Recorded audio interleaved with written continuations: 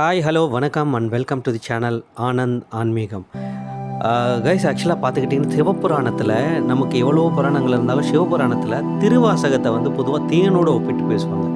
அதாவது திருவாசகம் ஏன் தேனோடு ஒப்பிட்டு பேசுனாங்க அப்படின்னு கேட்டுக்கிட்டிங்கன்னா, பாடல் எண் 6 அப்படின்ற 6வது பாடலை வந்து நம்ம எடுத்து படித்தோன்னு வச்சுக்கோங்களேன், அதுக்கான விளக்கம், அதாவது மனித உயிர் பிறப்புக்கான விளக்கத்தை இதை விட அழகாக எந்த ஒரு மகானாலையும் சொல்ல முடியுமா அப்படின்றது கண்டிப்பாக ஆச்சரியக்குரியதாங்க. அப்பேற்பட்ட விஷயத்த மாணிக்கவாசக பெருமான் அழகாக சொல்லியிருப்பார். அதாவது நம்மளுடைய பிறப்புகளை அவர் எப்படி பிரித்து சொல்கிறாரு அப்படின்னு பார்த்துக்கிட்டிங்கன்னா, புல்லாகி பூடாய் புழுவாய் மரமாகி பல்விருகமாகி பறவையாய் பாம்பாகி கல்லாய் மனிதராய் பேயாய் கணங்களாய் வல்லரசாகி முனிவராய் தேவராய் செல்லா நின்ற இத்தாவர சங்கமத்துள் எல்லா பிறப்பும் பிறந்திழைத்தேன் எம்பெருமானே, மேயே உன் பொன்னடிகள் கண்டென்று வீடிட்டேனே அப்படின்ட்டு எவ்வளோ ஒரு அழகான ஒரு பாடலை வந்து அவர் சொல்லியிருக்காரு அப்படின்றது உங்களுக்கு புரிஞ்சிருக்கும்னு நினைக்கிறேன். அதாவது நம்மளுடைய உயிர் பிறப்புகள் வந்து எப்படியெல்லாம் பிறந்து வந்து கடைசியாக உன் பாதத்தை அடையிறதுக்கு எனக்கு இவ்வளோ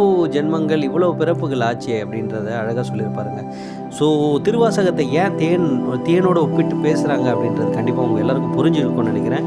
ஸோ நம்ம சேனலில் இது வரைக்கும் சப்ஸ்கிரைப் பண்ணாதவங்க ப்ளீஸ் சப்ஸ்கிரைப் பண்ணுங்கள். இனி அப்கமிங் வீடியோஸ் வர வீடியோஸ் ஒரு வீடியோஸும் உங்களுக்கு அலர்ட் வரணுன்னா கண்டிப்பாக நீங்கள் சப்ஸ்கிரைப் பண்ணால் தான் பார்க்க முடியும். அண்ட் லைக் பண்ணுங்கள், ஷேர் பண்ணுங்கள், கமெண்ட் பண்ணுங்கள். தேங்க்யூ.